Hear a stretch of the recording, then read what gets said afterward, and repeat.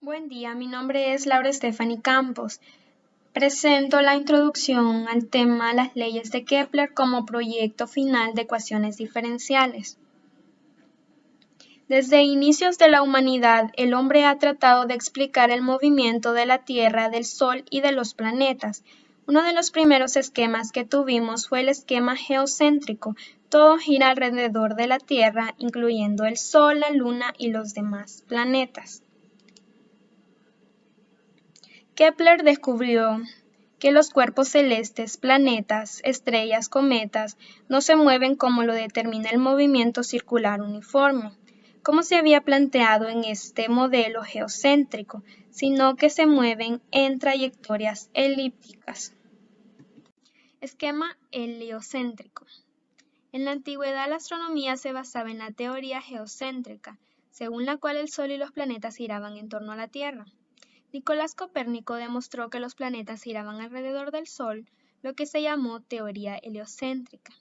Aunque la teoría heliocéntrica sustituyó a la teoría geocéntrica, ambas compartían una creencia común, que las órbitas de los planetas eran circulares, y gracias al hallazgo de Kepler, la teoría heliocéntrica pudo perfeccionarse. Las leyes de Kepler son leyes cinéticas. Esto quiere decir que su función es describir el movimiento planetario cuyas características se deducen gracias a cálculos matemáticos.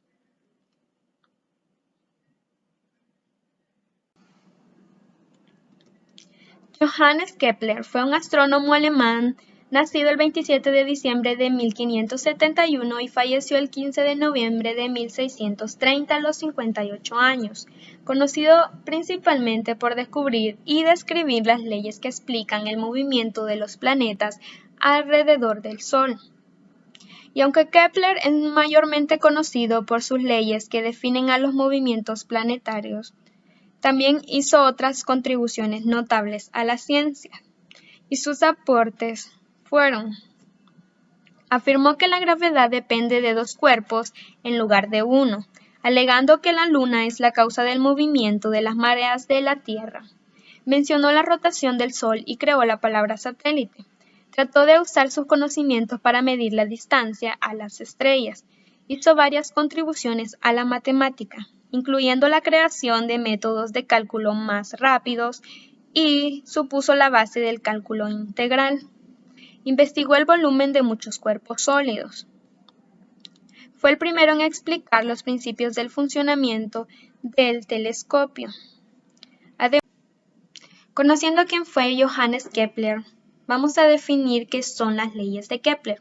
Las leyes de Kepler o leyes del movimiento planetario son leyes científicas que describen el movimiento de los planetas alrededor del Sol. Reciben el nombre de su creador, Johannes Kepler. El aporte fundamental de las leyes de Kepler fue dar a conocer que las órbitas de los planetas son elípticas y no circulares como se creía antiguamente. Vamos a definir ahora las leyes. Primera ley o ley de las órbitas. Segunda ley o ley de las áreas. Tercera ley de Kepler o ley de los periodos. Vamos a describir detenidamente cada una de ellas a continuación. Bueno, aquí le vamos a hablar en primera de la primera ley de Kepler. La primera ley de Kepler se conoce también como la ley de las órbitas. Determina que los planetas giran alrededor del Sol, describiendo una órbita con forma de elipse. El Sol se ubica en uno de los foros del elipse. El enunciado de la primera ley de Kepler es el siguiente: los planetas se mueven de manera elíptica alrededor del Sol, el cual se sitúa en uno de los focos del elipse. Una elipse es una curva cerrada que posee dos ejes simétricos, llamados focos o puntos fijos. En palabras más simples, una elipse puede describirse como un círculo achatado. El grado de achatamiento de una curva cerrada se llama excentricidad. Cuando la excentricidad es igual a cero, la curva forma un círculo perfecto. En cambio, cuando la excentricidad es superior a cero, se achatan los lados de la curva formando una elipse. Aquí, como podemos ver en esta imagen, tenemos el foco, que el foco sería como el Sol, y el punto azul sería como los planetas cuando dan de forma elíptica, orbitan alrededor de él. Continuando con las leyes de Kepler, podemos decir que la línea que une en cada momento el Sol barre áreas iguales en tiempos iguales, así como lo podemos observar en la siguiente imagen. Esta ley se basa en la velocidad del objeto mientras sigue su órbita. Esto quiere decir que la velocidad de los planetas no es constante. Cuando un planeta está alejado del Sol, se mueve de forma más lenta que cuando un planeta está más cerca del Sol, ya que éste se mueve de forma más rápida. Kepler encontró en una relación matemática que las áreas barridas sobre el radio vector en tiempos iguales son iguales. El radio vector va desde el foco de la elipse a la posición del planeta en cada instante.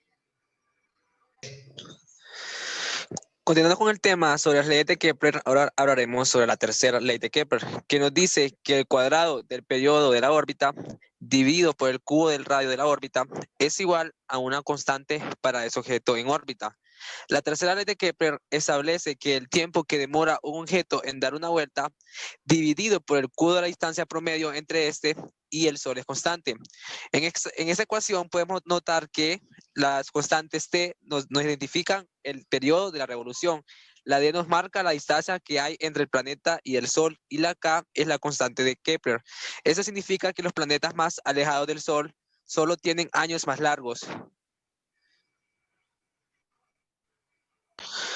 Bueno, para hacer uso de la tercera ley de Kepler usamos esta tablita, la cual nos marca, como podemos ver, la distancia y el periodo que tiene cada uno de los planetas del sistema solar. Y por medio de esta tabla podemos hacer cálculos usando la tercera ley de Kepler. Gracias.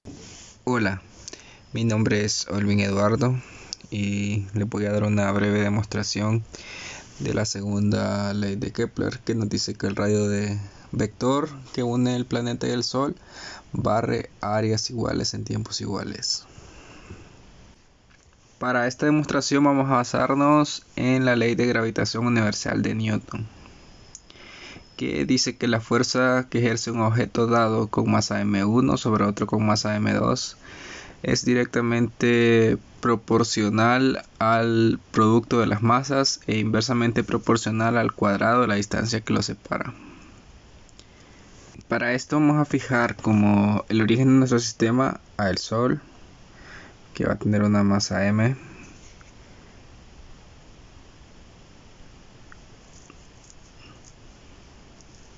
Y vamos a suponer que tenemos un planeta orbitando a él, una masa m. Y además vamos a adoptar el sistema de coordenadas polares. Así fijamos la posición del planeta, que supondremos al igual que el Sol, que es un punto de coordenadas polares. En este caso r y θ.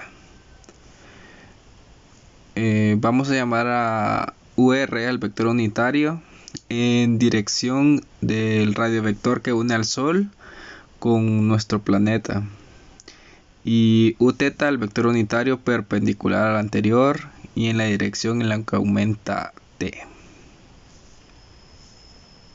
Ya definido esto, vamos a calcular la fuerza F que ejerce el Sol sobre nuestro planeta.